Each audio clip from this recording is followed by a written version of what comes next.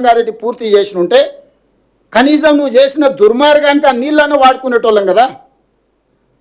ఈరోజు ప్రతి సంవత్సరం 700 పైన టీఎంసీలు ఆంధ్రప్రదేశ్ తరలించకపోతుందనంటే 10 సంవత్సరాలు చంద్రశేఖరరావు గారు, హరీష్ గారు తెలంగాణకు చేసిన ద్రోహం, దక్షిణ తెలంగాణని ఎడారిగా మార్చి మీరు ఈరోజు నీళ్లు వినియోగించుకోకుండా ప్రాజెక్టులు పూర్తి చేయకుండా వదిలేయడం వల్ల ఆ కృష్ణానది జలాలు కూడా రాయలసీమ లిఫ్ట్, ముచ్చమర్రి, పోతిరెడ్డిపాడు 44,000 క్యూసెక్స్ నుంచి 80,000 క్యూసెక్లు, ఇవాళ శ్రీశైలం బ్యాక్ వాటర్స్ నుంచి రోజుకు 10 టీఎంసీలు తరలించుకోవడానికి ప్రాజెక్టులు కట్టారు. 10 ఏళ్లలో ఇద్దరు పల్లికలు ఇచ్చుకుంటూ కూర్చున్నారు. మొత్తం కలిపితే కల్వకుర్తి, రంగారెడ్డి ఏ ప్రాజెక్టు కలిపినా 2 టీఎంసీలు కూడా మనం లిఫ్ట్ చేసుకోలేకపోతున్నాం. ఇది తెలంగాణ దీనమైన పరిస్థితి. ఆనాడు పాలమూరు రంగారెడ్డి ఎత్తిపోతలు జూరాల నుంచి తీసుకుందామని అంటే ఎవడైనా మీకు చెప్పినట్టు జూరాల నుంచి చిన్నారెడ్డి నీకు తలకాయ లేదు, తల ఆడబెట్టుకుంటామని చిన్నారెడ్డిని తిట్టి అడిగిపోయాను. జూరాల అనేది హెడ్. కృష్ణానది జలాలు మొట్టమొదట అలంపూరు జూరాల దగ్గర ఎంటర్ అయినట్టే తెలంగాణకు తీసుకుంటే శ్రీశైలంలో బ్యాక్ వాటర్స్లో పోతిరెడ్డిపాడో లేకపోతే రాయలసీమనో ముచ్చమర్రో తీసుకోవడానికి అవకాశమే లేకపోతుండే. ఈరోజు జూరాలలో ఎంటర్ అయిన కర్ణాటక నుంచి వచ్చిన నీళ్లు అలా తిరిగి రాయలసీమకు పోయి మళ్ళీ తెలంగాణకు వస్తున్నాయి. అక్కడి పోగానే వెనకటికి నంద్యాల ఘాట్లో దారి దోపిడీ చేస్తాం. లారీలో లోడ్ పోతూనే ఉంటుంది, లారీస్ చిన్న పోతూనే ఉంటాయి, పైనుంచి సంచులు మాయమవుతూనే ఉంటాయి. ఇవాళ రాయలసీమ లిఫ్టు, పోతిరెడ్డిపాడు, ఇవాళ ముచ్చమర్రి ఆ ప్రాంతానికి పోయిన నీళ్ళు అక్కడికక్కడనే మాయమైపోతున్నాయి. ఎక్కడ పోయినా తెల్లారిలో చూసే వరకాలు ఏమి కనిపిస్తలేవు. రాత్రి చూస్తే శ్రీశైలం నిండుకుంటుంది, తెల్లారి వరకాల కాలి కుండలాగా కనిపిస్తుంది. దీనికి కారణం పోతిరెడ్డిపాడు కదా, నువ్వు చేసిన కుంపటి కదా. రాయలసీమ లిఫ్ట్ నీ ఇంట్లోనే జీవో తయారైంది కదా.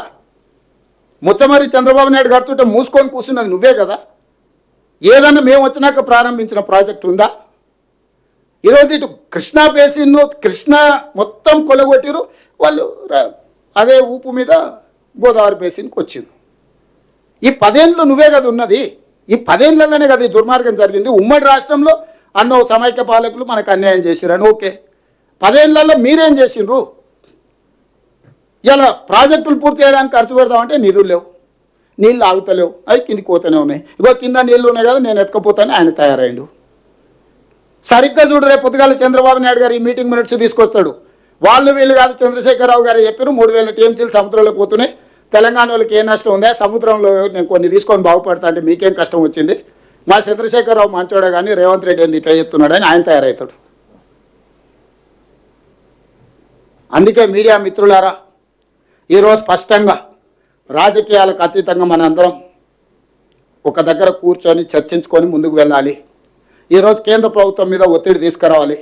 మోడీ గారికి చంద్రబాబు నాయుడు గారు అవసరం ఉంది, చంద్రబాబు నాయుడు గారికి గోదావరి జలాల అవసరం ఉంది. ఇది భగవంతుడికి భక్తుడికి అనుసంధానం, అంబికా దర్బార్ బత్ అన్నట్టుగా ఉన్నది. వాళ్ళిద్దరి మధ్యలో అధికారం నీళ్లు పంపకాలు చేసుకుంటే అధికారం నీకు నీళ్లు నాకని. అందుకే ఈరోజు అన్ని వ్యవస్థల దగ్గరికి మేము వెళ్తున్నాము.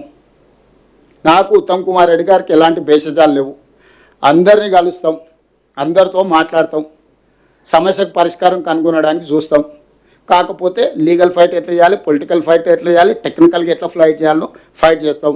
చివరిగా చంద్రబాబు నాయుడు గారికి నా సూచన ఒకటే, ఇది మనం గ్యాప్ పెంచుకోవడం, దూరం పెంచుకోవడం ద్వారా పరిష్కారం కాదు. మీరు ఢిల్లీలో మోడీ గారిని ఒత్తిడి తెచ్చి అనుమతి తెచ్చుకోవడం వల్ల ఇవి పూర్తి కావు. కాబట్టి మా తెలంగాణ ప్రాజెక్టులో గోదావరి బేసిన్ మీద 968 టీఎంసీలు, కృష్ణా బేసిన్లో పరివాహక ప్రాంతం ప్రకారం మాకు ఒక 555 టీఎంసీల నీళ్ళు వస్తాయి. దాని బేసిస్ మీద మేము కొన్ని ప్రాజెక్టులు కట్టుకుంటాం. ఈ రెండింటికి మీరు క్లియర్గా అనుమతి ఇవ్వండి. ఆ తర్వాత ఎన్ని సముద్రంలోకి పోయే నీళ్ళు మీరు ఎన్ని తీసుకుపోయినా మాకు అభ్యంతరం లేదు. 3,000 మీరు ఎన్నైనా తీసుకెళ్ళండి. ఓ 1000 టీఎంసీలు దాదాపుగా గోదావరి మీద, ఒక 500 టీఎంసీలు కృష్ణా బేసిన్ మీద మా ప్రాజెక్టులకు మీరు ఎన్ఓసి ఇవ్వండి. ఈ 2 ఎన్ఓసీలు ఇచ్చిన తర్వాత మేము మీ ప్రాజెక్టులకు ఎలాంటి అభ్యంతరం పెట్టము. మా తెలంగాణకు 1,500 టీఎంసీలు వస్తే 1,50,00,000 ఎకరాలకు మేము నీళ్లు అందించుకోగలుగుతాం. మా తెలంగాణలో పంటలు పండించుకుంటాం. మీకు మాకు ఎలాంటి సమస్యలు ఉండవు. వ్యక్తులుగా కాదు, ఇది 2 సంస్థలు, 2 రాష్ట్రాలు. ఈ రాష్ట్రాల ప్రజల ప్రయోజనానికి కృష్ణా బేసిన్ మీద ఒక 500 టీఎంసీలు, గోదావరి బేసిన్ మీద దాదాపు ఒక 1000 టీఎంసీలకు మీరు బ్లాంకెట్ ఎన్ఓసి ఇవ్వండి. ఆ తర్వాత మీరు ఏ ప్రాజెక్టులైనా కట్టుకొని మాకు అభ్యంతరం లేదు. కేంద్ర ప్రభుత్వానికి కూడా మా విజ్ఞప్తి ఇదే, శశపిషలు లేవు. కిషన్ రెడ్డి గారు కేటీఆర్ గారు ఒత్తిడితోటి నువ్వు ఎన్నిసార్లు తప్పించుకుంటావో నీ ఇష్టం. తెలంగాణ ప్రజలు నిశ్చితంగా గమనిస్తారు. రేపు సిఆర్ పాటిల్ దగ్గరికి వెళ్ళడానికి మాకు టైం ఉంది. కిషన్ రెడ్డి గారిని రిక్వెస్ట్ చేసినాం, ఢిల్లీలోనే ఉన్నారు కాబట్టి మీరు కూడా మాతో పాటు రండి. సిఆర్ పాటిల్ దగ్గరికి వెళ్ళి తెలంగాణ ప్రజల ప్రయోజనాల గురించి మాట్లాడతామని మా మంత్రి గారు ఆల్రెడీ విజ్ఞప్తి చేసిండ్రు. వారిని కూడా మాతో కలిసి రావాల్సిందిగా, తెలంగాణ ప్రయోజనాల కోసం పాటుపడాల్సిందిగా విజ్ఞప్తి చేస్తున్నా.